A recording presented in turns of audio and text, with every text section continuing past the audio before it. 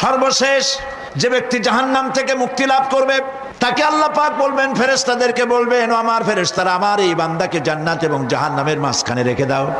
জান্নাত এবং জাহান্নামের মাঝখানে লোকটি যখন থাকার জায়গা পাবে, সে জান্নাতের দিকে তাকায়া দেখবে আর কাঁদতে থাকবে। আল্লাহ পাক জিজ্ঞেস করবেন, বান্দারে, যুগের পর যুগ ধরে জাহান্নামে কেঁদেছ, আমি রব্বুল আলামিন জাহান্নাম মাফ করে দিয়া জান্নাত জাহান্নামের মাঝখানে রেখে দিয়েছি, আযাব থেকে তো বেঁচে গেছো, এখন কান্দো কেন? লোকটি বলবে, রব্বুল আলামিন কান্দি এই কারণে, জাহান্নাম থেকে মাফ করেছো, তোমার শুকরিয়া আদায় করি। জান্নাত তো আমার কপালে নাই, কিসমতে নাই, কিন্তু জান্নাত আমি এখান থেকে দেখতে পাচ্ছি, জান্নাতের সুঘ্রাণ আমার নাকে আসতেছে, কপালে নাই যাওয়ার। আমি কাঁদি এই জন্য, তুমি যদি মেহেরবানি করে আমাকে জান্নাতের দরজার কাছে একটু দাঁড় করায় দিতা, প্রাণ ভরে তোমার জান্নাতের দৃশ্যটা একটু দেখতাম। আল্লাহ পাক তার আরজি পূরণ করবেন, বলবেন যাও, ফেরেশতাদের বলবেন এর জান্নাতের দরজার কাছে দাঁড় করায় দাও। জান্নাতের দরজার কাছে দাঁড়িয়ে লোকটি আবার কান্না শুরু করবে।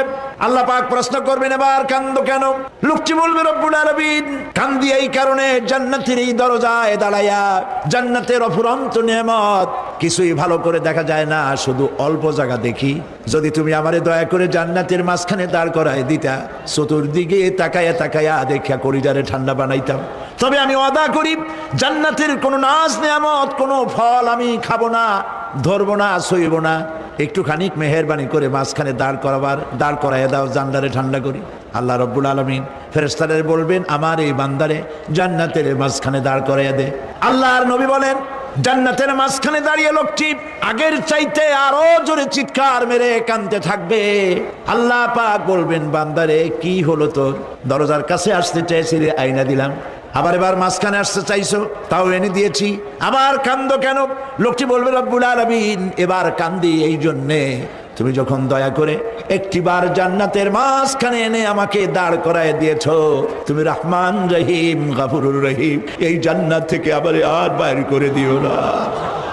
আল্লাহ রব্বুল আলামিন বলবেন, ও আমার বান্দারে, আমার এই জান্নাত তোর খুব পছন্দ হয়েছে নাকি? লোকটি বলবে, রব্বুল আলামিন কলিজা ঠান্ডা হয়ে গেছে, ভাবতেও পারি নাই জান্নাত এত সুন্দর। আল্লাহ পাক বলবেন, বান্দারে, এরকম একটি নয়, দুইটা নয়, তোর জন্য আমি 10টা জান্নাত এইরকম রিজার্ভ করে রাখছি। জান্নাতীদেরকে রিসিপশন দেওয়া হবে। জান্নাতীরা যখন আল্লাহর হুকুমে জান্নাতের দিকে যেতে লাগবে, আর যখন জান্নাতের কাছে চলে যাবে, আল্লাহ রাব্বুল আলামিন শোনায় দিচ্ছেন, হাত্তা ইযা জাউহা ফুতিহাত আবওয়াবুহা ওয়া ক্বালা লাহুম খাজানাতুহা